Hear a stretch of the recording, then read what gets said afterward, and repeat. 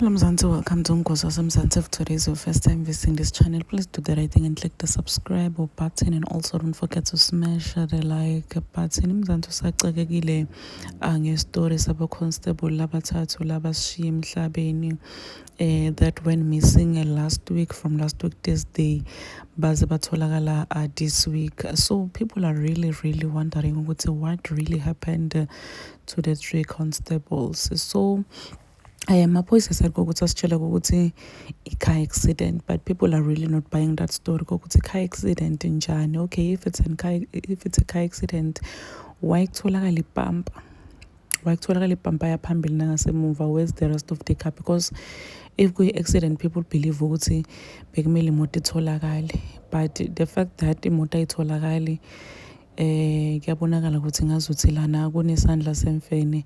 There is no way ngaba i-car accident upenza lapha imoto engabi khona. Where's the car? So some people are even saying ukuthi lo mgwaqo loyana, it's a very busy road.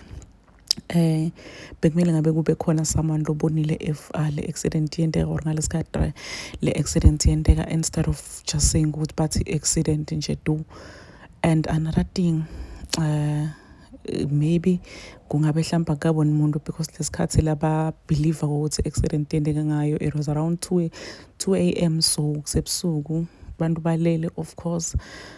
So nje people are really finding this whole story inga-add up, because if it's an accident, yes, asithi vele it's a car accident, asithi they were not kidnapped, ababanjwanga umuntu kube ingoti yemoto. But if kube ingoti yemoto, people believe ukuthi imoto bekumele ngabe iyatholakala nanoma ingaba ngeke zitholakale mhlampe.